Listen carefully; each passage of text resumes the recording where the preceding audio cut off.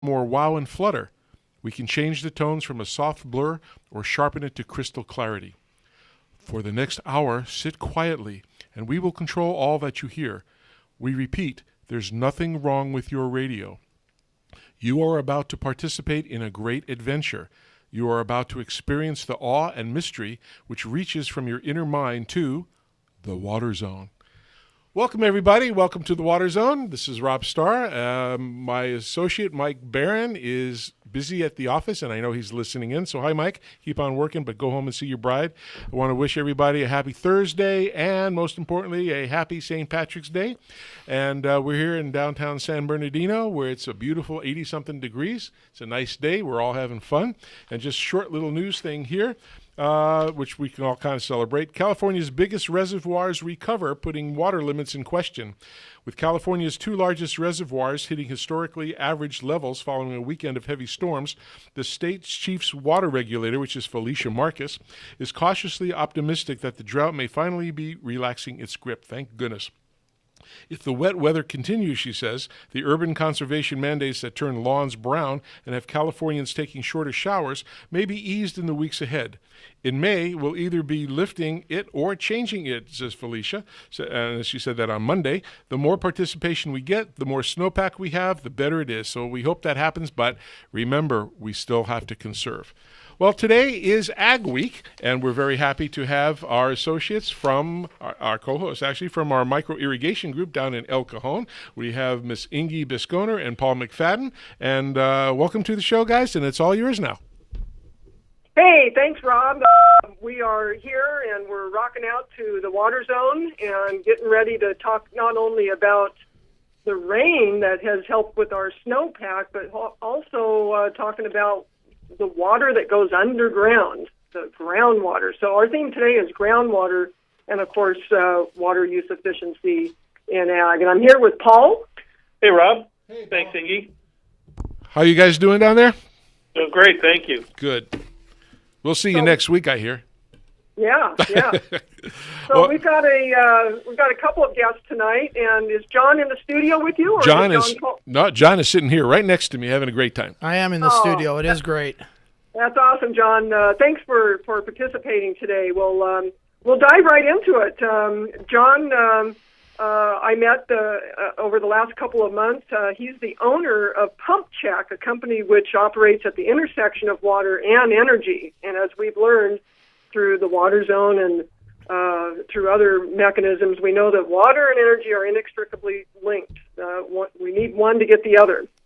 So Pump Check was founded in 1958 and has 57 years of service in pumping systems analysis and pump testing in the United States and Latin America.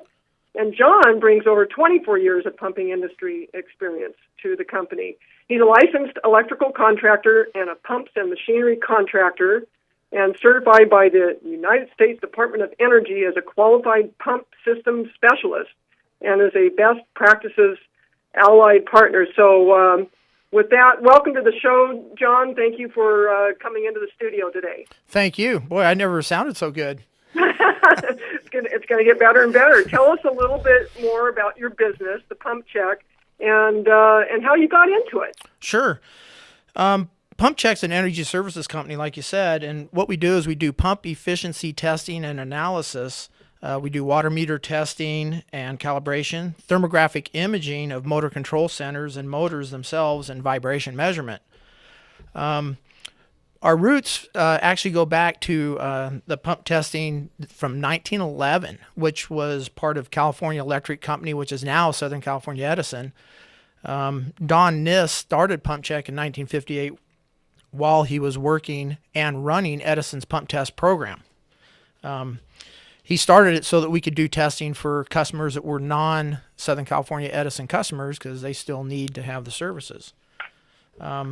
So I started in Pump Check in 1991, and I actually bought the company from Don in 1999 and moved it from the high desert down to Riverside. And we've actually been able to grow the services through California, Arizona, Nevada, and Utah. John, this is Paul. I think it might be interesting for our listeners to realize how important energy is to moving water in the state. I've read that, for example, over half the energy consumed in the state of California is just used to move water. Is that correct? It runs about 38%. Some estimates go higher. It just depends on how it's categorized. If they include municipal pumping along with agricultural pumping and wastewater treatment plants that move water, then yeah, the number is higher. But yeah, the two are tied together. It takes energy to move water, and if you want water, it's going to cost. And so yeah, they go hand in hand. That's a significant, whether it's 38% or 50%, it's still a big number and an important cost factor when water gets cleared down to us in Southern California.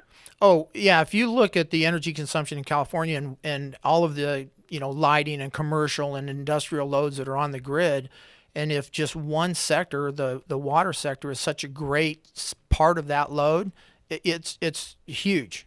And for a lot of municipalities and agricultural guys, their biggest bill is their electrical bill from pumping water.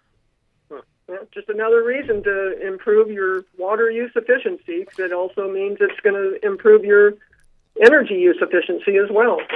Yes. Well, and then also with the drought issues and with the different states and the water masters cutting back on allotments of water, the irrigation efficiency is so important, and it goes again hand in hand with the pump efficiency, which relates to the kilowatt hour per acre foot of water pumped. John, a question for you. Toro recently participated in a seminar you helped organize, hosted by Valley Electric and Energy Utility, where speakers discussed the potential of energy savings and water savings through increased pump efficiency. Obviously something that we've just been talking about, especially with the use of drip irrigation. Could you tell us why you think farmers and utilities are interested in this particular topic? Obviously, money's the bottom line driver, but from your perspective, how does that all work together? Well, that was actually an excellent program in Tonopah. And it's, it's kind of like the Waterzone. The whole point of it was to get information out, different views, success stories, so that the farmers can make informed decisions, all the water users. But it kind of boils down to economic viability. As energy costs are going up, the cost per kilowatt hour, as water tables are dropping through drought and in some areas over pumping, and then the need to increase productivity on the farm so that the farm is more viable, using the drip irrigation, going to more energy efficient ways of pumping water and more water conservation ways of moving water, it's critical to stay in business at this point. For the utility, and this is why the utilities sponsor these kind of things. The utilities have limited resources as far as what's available now. Coal and other traditional means of generating power are becoming limited. To build new generators is extremely expensive, which means then it raises the cost of energy that the consumer is going to pay for moving water. And then by having energy efficiency programs, they can actually load shift. If they can get a large pump, a well pump that uses a large amount of energy to move water, to reduce that by 40% or 20%, then that's equivalent to taking a couple of homes off of the grid. So they're actually moving the load around versus having to put on more generators. Yeah, so the conservation kilowatt hour is the cheapest next kilowatt hour. Is that correct? Exactly. Yeah. Yeah. Interesting. Go ahead. Go ahead. I was just going to say, if you look at the farm as a domestic, system, or a domestic system, like if it was a life, if water's the blood for facilitating the uptake of nutrients and minerals and vitamins, and then if the pumping, the piping system and the irrigation system are the veins for moving the water around, then the pump becomes the heart of the farm. And without a healthy pump or heart, everything else will falter or be weak or inefficient in its operation. So just like your body, you have to have a checkup to make sure it's in good health so you know where you're at. And so I'm sure you guys have talked about irrigation audits and things like that, and they go hand in hand with conservation and energy reduction. Yeah, so we need to make sure the pumps are operating efficiently too, because if it's not, then there's unneeded energy consumed and perhaps wasted water even in the drip irrigation system as well. Well, yeah. That's an excellent illustration. Thanks for sharing that. Yeah. Hey, when I think about it, I mean, pumping water from below the ground, I mean, that's just nothing short of a technological miracle. I'm sure that's in the top, one of those top lists of technological inventions of all time. It allows, civilizations to thrive in areas where it otherwise could not. We can't thrive without water. John, how do you think that farmers and municipalities today can do a better job of using the existing technology that we have at hand to optimize energy and water use efficiency? What are you advising them to do after you do a check? Well, let's just say that a well pump typically, which, drilling a hole in the ground and putting something in to get water out from hundreds of feet deep is just amazing. But you can have a drop off in well efficiency where the casing that goes down in the ground and it has holes in it and it lets water move through the strata and through the gravel pack and it goes into the casing and is pumped out.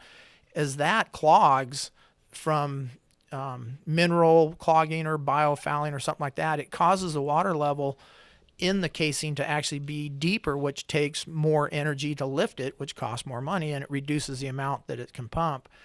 And so having those type of things cleaned, brushed and swabbed helps raise the pumping water level, which reduces cost. On the above ground side, if you look at an alfalfa field, for example, everybody used to flood irrigate that. And then they went to wheel lines, which was more efficient water-wise and time-wise. And then they went to pivots to where now you've got low pressure nozzles and sprinklers that were more water efficient. And actually, the new thing to me is now they're doing subsurface drip irrigation in alfalfa fields to where now there's no evaporation loss. There's no wind, you're not having the wind blowing and blowing the water across the fields and getting all that evaporation. One of the farmers told me that it used to be where it'd be beautiful to drive down and see the pivot with the water glistening in the sun. And now he says it just makes him sick because he knows how much evaporation is going on and how much water is being wasted. So the newer technologies and the newer drip stuff is really the way to go for conservation of water. And you can also reduce the pressures with some of these systems, which reduces cost. So you win on both sides, cost for pumping it and you have the conservation side through the efficient irrigation. Yeah, so that can also allow the farmer to better manage their soil moisture too. Yeah, that's the other thing that's kind of starting to become more of a thing. The municipalities have been doing data logging and a lot of feedback, real-time feedback, where the irrigation for farmers is starting to become where now they're putting in soil moisture monitoring and they're actually using the connected farm, as it's called, to where they can monitor it real time, and then they don't overwater. They water just enough, and they're actually seeing increased productivity. John, can you share some real-world examples of what your company has done to reduce energy and usage and perhaps even water usage? Yeah. Well, one of the examples, as a whole, we do the pump efficiency testing and we make recommendations if something is inefficient. And the person can look at the results and say, okay, like this one example, we did a test on a well, and it was very inefficient. And based on the hours that they ran it and what they could improve the efficiency to, going to have almost a 500,000 kilowatt hour savings, which equated to almost $51,000. So Wow. the repair was going to be $48,000. So it had a payback of less than a year. And so on that side, that was where they had a huge energy savings. On the water side, we had a guy, for example, that was sprinkler irrigating, and then he went to some micro drip that had a lower pressure, but he was using a pump that wasn't designed properly for his new system. So he was actually overpressurizing it. We ran some numbers for him on what it would cost by having a pump that's designed properly for his new system, and through the reduction of PSI, that's where his energy savings came from. Wow, that's pretty impressive. That's nothing short of amazing. Hey, Ingy, we have a caller. Okay. We have a caller, but just so the rest of the people know, you can call in at 909-888-5222. And if you're outside the 909 area code, please dial in at 888-909-1050. We have a caller, Mike, on the phone. Hi, Mike. How can we help you? Well, hey, I'm calling because I like the Waterzone, as you all know, and Do you listen to it every week? I even participate in it. So this is your alter ego, Rob. I know. Calling in. We know because My the topic is so fascinating, and I wanted to. Something came to mind, and that is because of the drought this past year, 2015, we lost a lot of hydroelectric power in the state of California because we didn't have as much water to drive the turbines and all. So we had to create electricity in other ways, which added to the cost, because buying natural gas or coal or to drive the electrical production is going to cost more money. But then again, the farmers had to go down deeper into the groundwater basins in order to extract water. So between those two pressures on our electrical grid in terms of costs, I don't know if your guest has heard of any estimates in terms of the impact of that double whammy on our state economy. As far as a statewide issue, I have not. But as far as on an interpersonal relationship with the farmers, as the cost goes up and as you have to go deeper for water, it's going to get to the point where, like, for example, an alfalfa guy up in northern Nevada, it's going to get to the cost where it's not cost effective to grow alfalfa anymore. So now they're starting to look at other crops that are less water intensive and don't require as much to be productive. So they may be looking into different grasses or even nuts or something else that may not take as much water as alfalfa. So it's going to be almost a self-correcting problem if it gets to that point. Well, I just found your history of your company fascinating in the sense that your service really aims at the heart of one of the costs of our farming community. Mm-hmm. And it seems that some of these farmers who are facing higher electrical costs would be some of the more eager recipients, or they would search out your services more and more, and maybe that's led to the growth of your company. But that whole history to me is just very fascinating and a real success story in terms of identifying this need many years ago, and it seems like the need has just grown. You're absolutely you're absolutely right on that.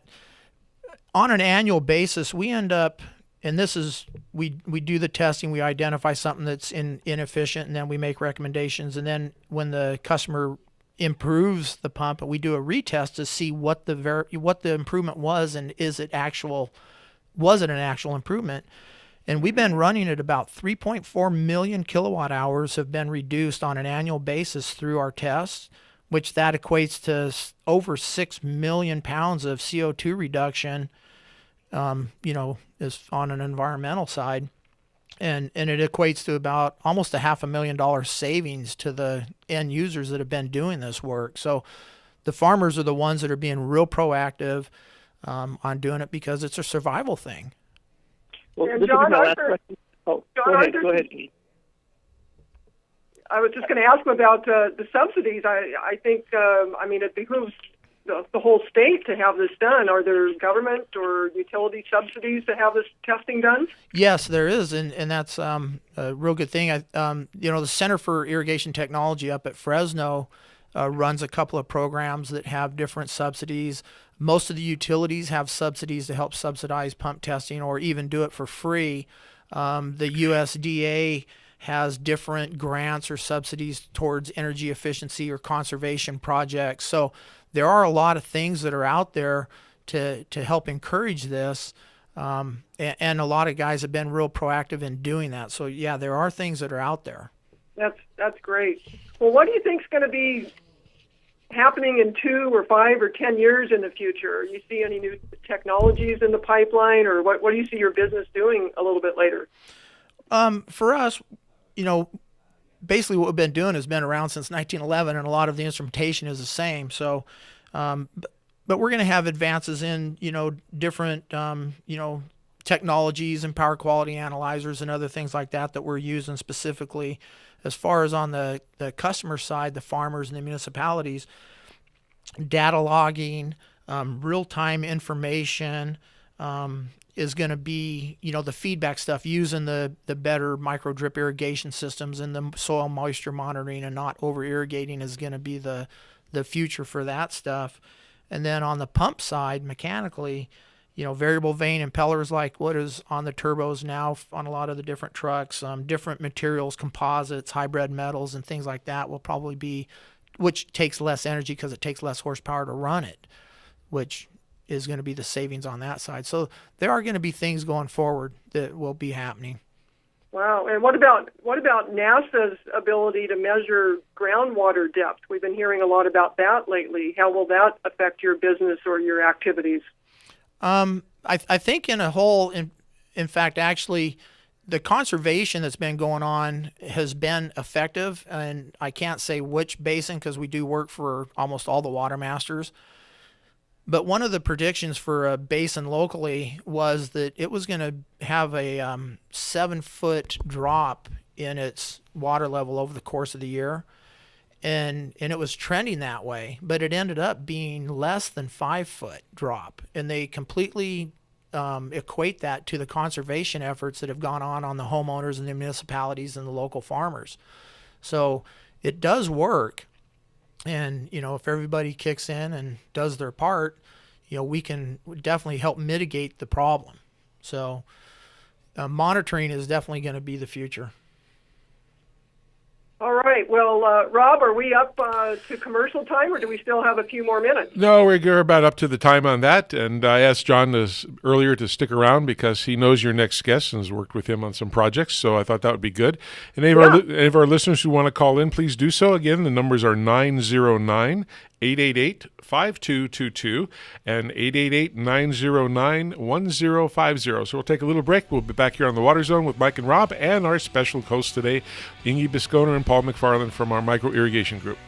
All right. And thank you, John, for coming in today. Thank you.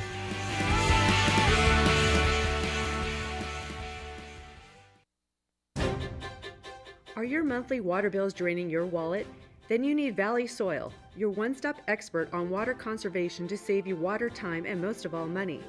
With over 35 years of experience, Valley Soil has implemented numerous conservation programs for water districts throughout California. They have performed over 12,000 water audits and installed over 300,000 smart irrigation products for municipalities, residential, and commercial property owners, saving over 293 million gallons of water each year. That's enough to fill 15,000 swimming pools. Their services also include indoor water audits, leak detection, retrofits, reclaimed water systems, and managed water use and data tracking. As certified irrigation auditors and a state-licensed landscape contractor, you can trust them to be knowledgeable about the services you need, products they install, and best practices in water conservation. For an individualized water solution for you, contact them today at 888-268-1009. That's 888-268-1009 or valleysoil.com.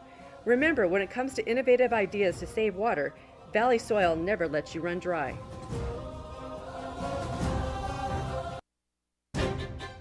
Are you looking for the right place to purchase your landscaping items? Well, come see us at Hydroscape. Hydroscape offers a large selection of irrigation products including Irritrol and Toro, such as their efficient precision nozzles. For 40 years, Hydroscape has been family owned and operated, serving Southern California. With 17 locations, our knowledgeable and experienced staff is equipped to help you with all your irrigation, landscape, and outdoor living projects. Whether you're installing irrigation systems, wanting to maintain a healthy landscape, or simply create a beautiful lit space for outdoor entertaining, Hydroscape is the place to go. Visit our website at hydroscape.com for more information and find helpful articles on our blog, or call our customer service center at 1-800-395-4477. Hi, we're back with the Waterzone with Mike and Rob, and today is our ag group for our micro irrigation, Ingy Bisconer and Paul McFarland. And I was just talking to John here, and I got a text. It's from my wife, and she's showing me that they're eating corned beef and cabbage, and I'm missing out. So as soon as I'm done, hopefully there's going to be some left by the time I get home. So we'll see what happens. Anyway, I'm going to turn it over to you. John's still here, and he can chime in as well. So Ingy and Paul, take it over. Great. Is David with us? David's Hello? on the line. David, are you there? I am. Can you hear me? Yeah, perfectly. You're coming in loud and clear. Hi, Dave. Welcome. Hi. Happy St. Patty's Day. Happy St. Patty's Day. Thank you. Same to you. We're happy that you could carve out some time out of your extremely busy schedule, Dave, to join the Waterzone. Let me introduce you to the folks who don't know you, and then we'll get started on a few questions. Dr. Zoldovsky served as the director of the Center for Irrigation Technology, and recently he's been named the executive director of water initiatives at California State University, Fresno, where he's been actively working on the state's water issues for over 30 years. He recently served as the vice chair of the California Department of Water Resources Strategic Planning Caucus for New Water Technology. Dr. Zoldovsky was recently named the Person of the Year by the California Irrigation Institute and received a similar award from the National Irrigation Association in 2013. He's a senior fellow at the California Council on Science and Technology and an honorary member of the American Society of Consultants. He's also the past president of the Irrigation Association, a member of the Smart Water Application Executive Committee, founding director for the Water Resources and Policy Initiative for the UC system, and Cal State system, and past president of the American Society of Agronomy California chapter. Wow, I need to have a drink of my green beer after that intro, David. Thank you for that. Cheers. Tell us how you became the director of the Center for Irrigation Technology and the California Water Institute and the International Center for Water and Technology. And over the 30 years you've been at Fresno State, and now you're one of the leading folks in the water community, not just in California, but in the nation.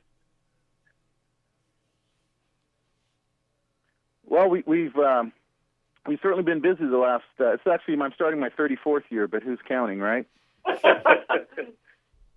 I think it's as much as luck as anything else, right? I just sort of, I think a lot of us didn't start out to be in water, but got into it, found it to be extremely fascinating and very rewarding. And as you've been talking today, the issues and topics just don't go away. So, I started for the Center for Irrigation Technology in 1983, and along the way we created the California Water Institute to deal with water policy and resource or environmental issues, and then the International Center for Water Technology really came up about 15 years ago to do the incubators and technology development and all the stuff that you're seeing today to trying to help address today's water challenges with new technology. So it's been a great run, and I'm still enjoying it. So probably going to keep doing it till it's not fun anymore. Yeah. What is your role at the university proper, Dave? Well, in November, we have a new president, and every time you get a new president, they have new ideas. And this president's decided that water ought to be part of the DNA at Fresno State. And so about a year and a half ago, he put together a water task force of both industry folks and university types. And they came up with recommendations for the president on how to make water part of the DNA at Fresno State. And in November, about 4 or 5 months ago, he asked me to sort of implement that particular set of recommendations. So I've started that journey. We're in the process of putting together a strategic plan.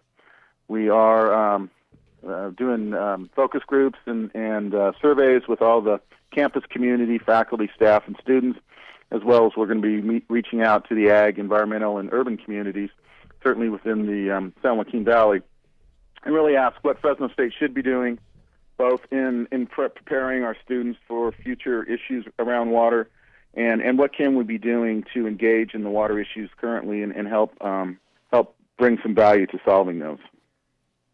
Well, we're happy that you rose from being a research technician to running the place, and that you have focused your passions on water. The water community is fortunate to have you in this role, Dave. One of the things that CIT administers is the Advanced Pumping Efficiency Program, as I understand it. It's funded by PG&E. It's an educational and incentive program intended to improve overall pumping efficiency and encourage energy conservation in California. How does this program matter, and has it been successful in helping Californians address the drought? Yeah, so we call it APEP, actually, and that was kind of a follow-on to a program we started in 2001 with the California Energy Commission, really trying to reduce the energy footprint, if you will, of agriculture. And it evolved through a couple of evolutions. And, as you probably well know, that 90% of the electrical use in production farming is for pumping water, and that shouldn't be any mystery. Irrigation's a big part of growing crops out there. So it really became a focal point from the utilities to say, let's try to see if we can't reduce on-farm energy use, and we had a lot of successes there, and they actually have given us all the municipal pumping as well. So we're as active in the city of San Jose as we are out on some farm in Mendota. But I can report that it has been very successful. We currently are booking or identifying or being able to quantify about 2 million kilowatt hours of reduced energy use each month, and that's just for the first 12 months. So in a 12-month period, we've been able to capture close to 24 million kilowatt hours of savings, and then those savings continue on past those 12 months for the individuals that participate in the program. So we think we're educating growers to make better decisions about energy use on their farms, and we're also providing some resources to motivate them to make those decisions. And so we think we're contributing to hopefully the reduction of fossil fuel burning and all the other things that it takes to create that energy, and making sure that the resources that we do use are used at their highest and best use. And 24 million kilowatt hours per year, I mean, that just sounds like a lot. Can you put that into any sort of perspective for us in terms of the total, or is that like a whole hydro generation dam? Or I mean, it just it's part of it's when you use it and why you use it, but I think more importantly, some of that's groundwater pumping that's occurring, and if we can reduce that, and even though some of that might eventually go back to the water table, there's a latency between when it gets applied. We really think it helps with managing our groundwater, and as you know, with all the pumping going on because of the lack of surface water, anything we can do to keep that water in the ground and not take it out prematurely and perhaps even lose it, we think has great value. And we haven't put a pencil to that, so I can't tell you exactly. It's all what's Phil saying. The value of water when the well goes dry. So we think we're just adding to the overall sustainability of the state, both in reduction of cost of the power, but also in maintaining the health we hope at some level with our groundwater basins. Ingy? Yes. Hey, this is John. Hey, Dave, how you doing? Fine. Hey, just as a number that you wanted to know, the 24 million kilowatt hours that CIT is saving through their program is equivalent to taking 2,285 homes off of the electrical grid. Wow. That's the equivalent per year. That's pretty significant. Thank you, John. That's awesome. David, we're talking about groundwater and chemical leaching, specifically nitrate leaching. We have legislation now that requires monitoring of both groundwater pumping in specific basins, but also monitoring of nitrates. Those two things are significant to the point where we have subsidence or the ground level is actually sinking. We're pumping so much water.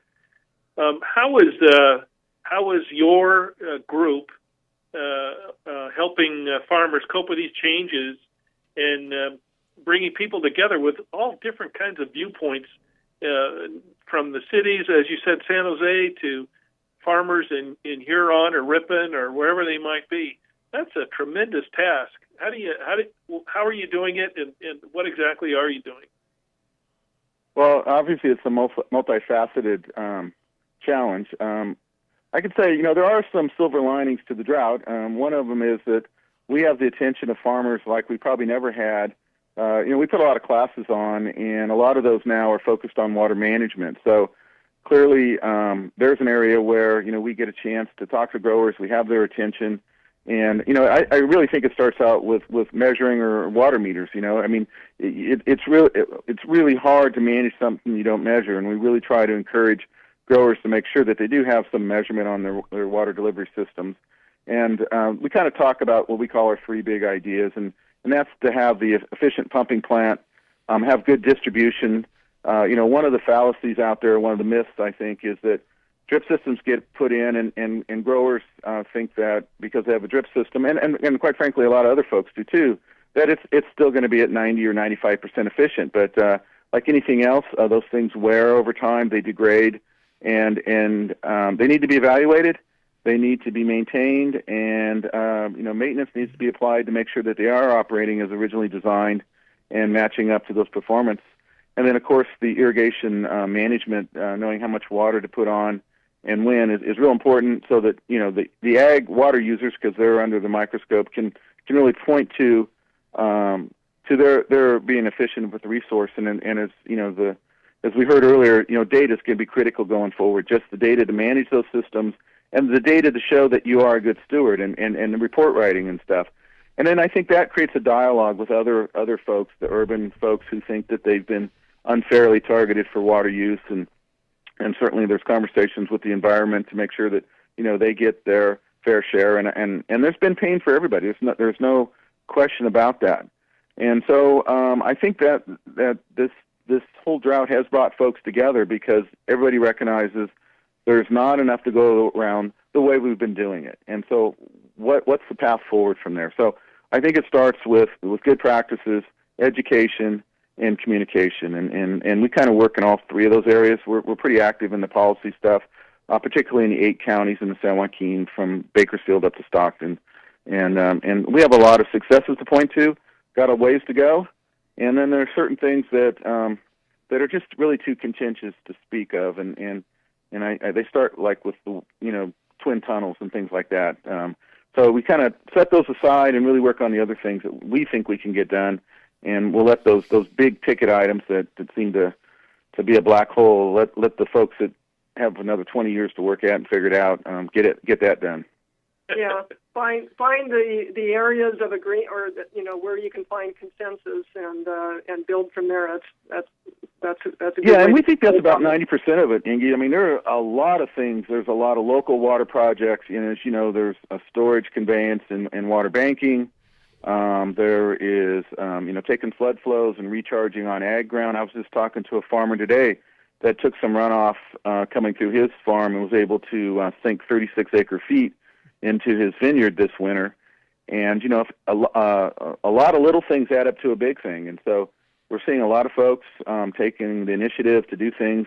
And I think, at the end of the day, we agree on most things. There's just a couple of those things, whether you're, in the Delta or or south of the Delta, that those become a little bit contentious and sometimes, really stop us, or at least historically have stopped us from doing the things that we could do. And we've moved past that, I think, in a lot of places. And I'm really happy to be part of that effort. Yeah, no, the groundwater on the farm that you were just talking about, I think that might be Don Cameron. That's just great to have deliberate recharge of the groundwater in the winter when we have the flows and we have the water available. And my goodness, we have a lot of replenishment makeup time.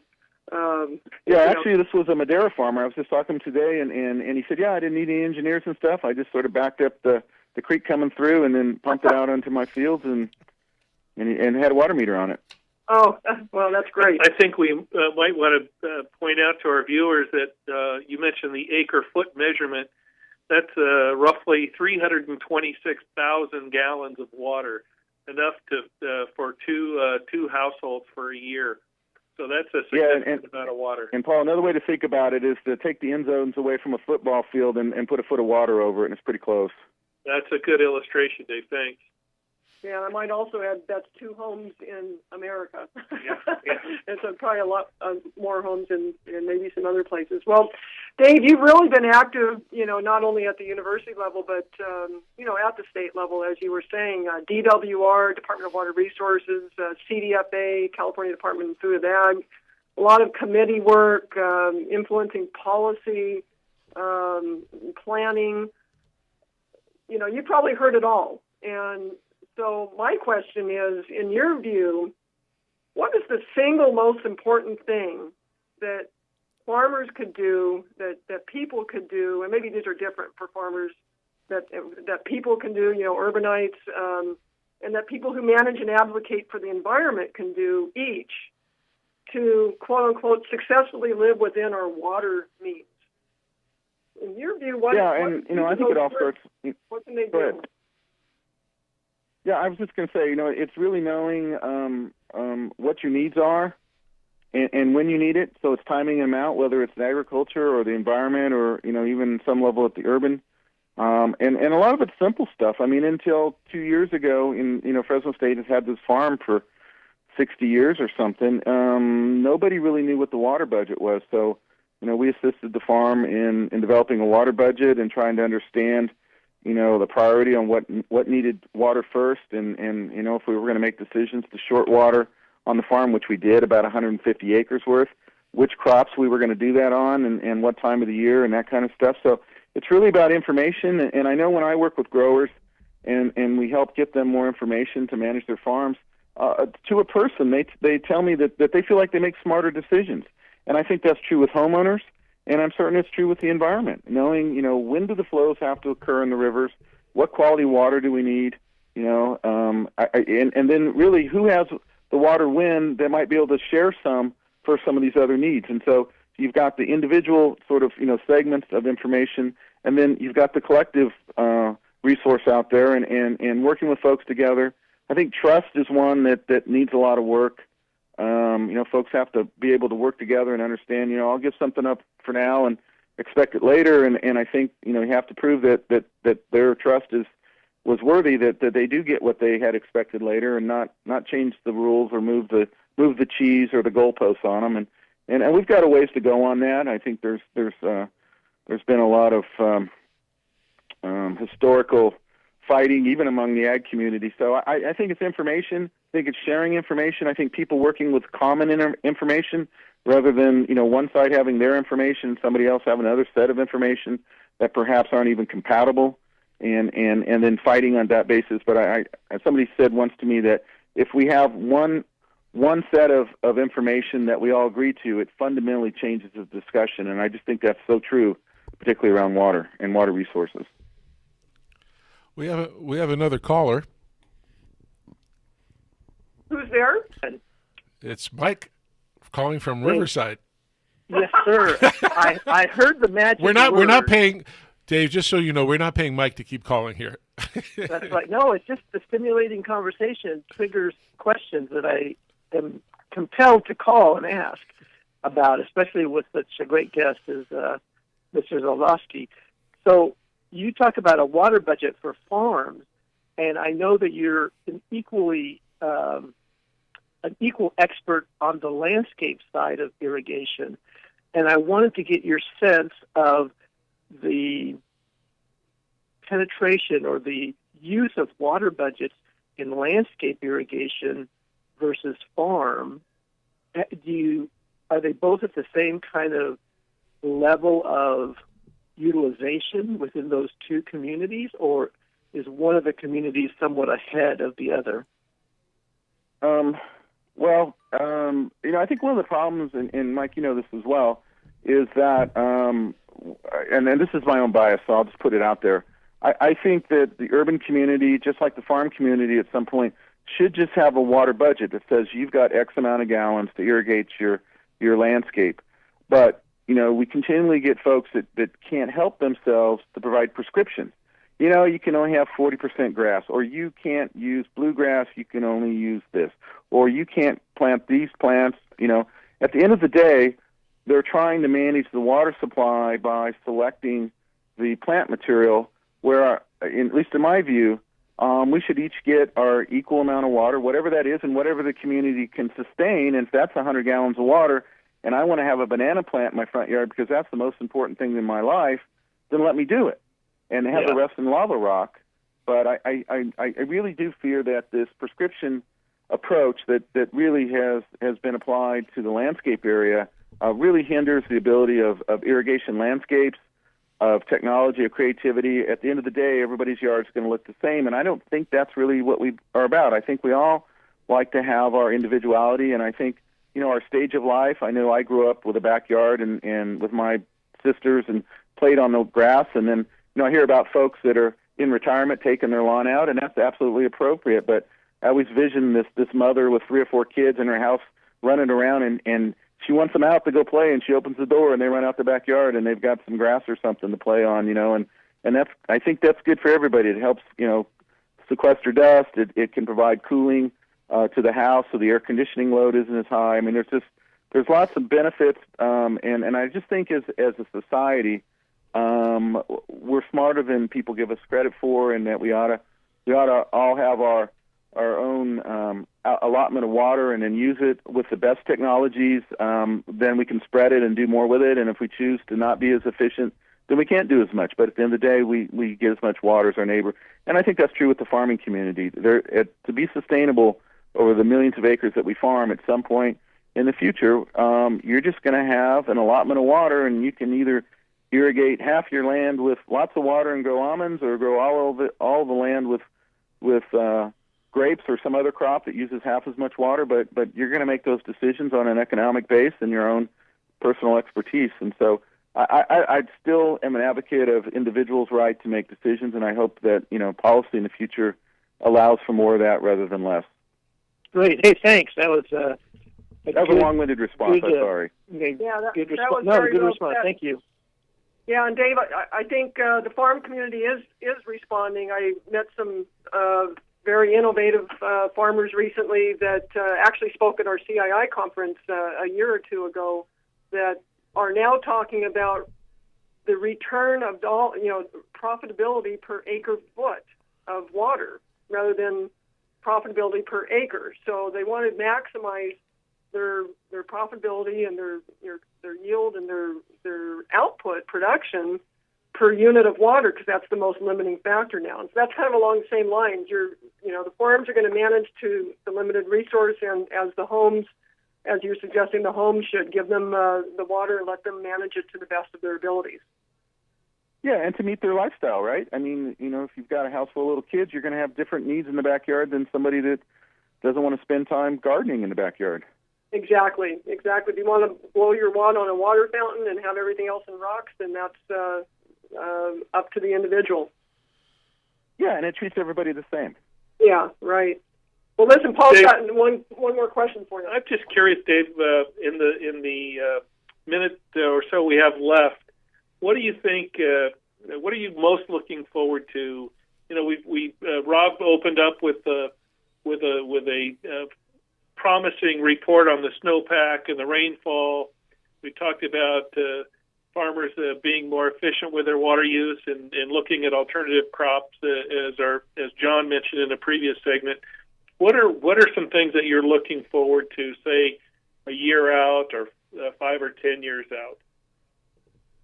There's a couple things. One is, two would be, the first one would be to work with students at Fresno State and raise their water IQ.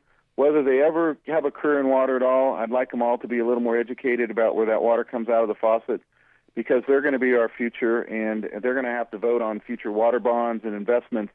And I think if they're more aware of all the engineering that goes behind that and how valuable that really is, they'll make better decisions. And then the other thing I'm looking forward to, we're about to establish an innovation center at Fresno State that will be really reaching out across about 2/3 of the state to identify innovators that can help solve some of these issues and address them in a way. And so I have faith that we're gonna provide a lot of innovation to help maximize and optimize and really make our resource go further, make sure it's used several times rather than one-off, and just really see the utility of water increase and the value of water be recognized by society. And I think if we get there, I'll feel that I've helped accomplish something along with many others. Well, it sounds like that falls right into your goal of having water part of the DNA at Fresno State and the whole Fresno State Water Initiative. Absolutely. I couldn't be happier than the president asking me to help carry out that, and I'm going to put a lot of energy and effort with some other folks to make sure that happens. We last year had the book The Big Thirst by Charles Fishman as mandatory reading for over 1,000 students at Fresno State, and then we had him out to speak to these students. So, and we've got another author coming out, I think, end of April. I think it's Water in the West, and again, a mandatory reading for the students across all 8 schools and colleges, such that doesn't matter about your major, you get an opportunity to educate yourself about water and the history of water and water in society. Dave, I just have to say that the president of Fresno State couldn't have picked a better person to represent all of us as consumers of water and members of the ag community and the urban community to represent us in your initiative at Fresno State. So congratulations to you.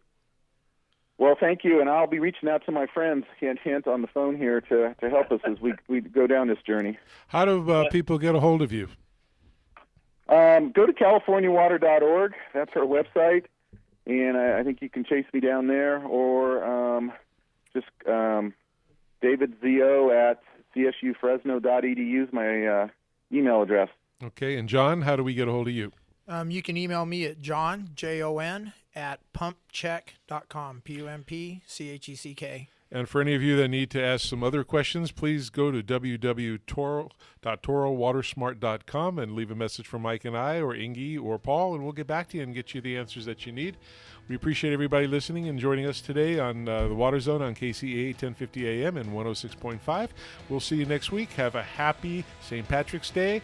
And, honey, save some corned beef for me. I'm on my way home. Thank you, gentlemen. Thank you all. All right, bye-bye. Yeah, thank you. Bye-bye.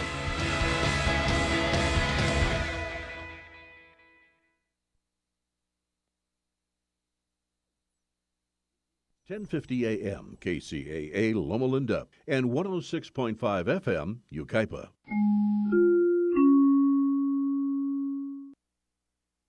Do you want exposure for your business or organization? Check out Digital Network Advertising. Digital Network Advertising is where businesses display your ad inside their building. You can choose your marketing sites or jump on the DNA system and advertise with all participants. Your slide holds the virtual billboard for 14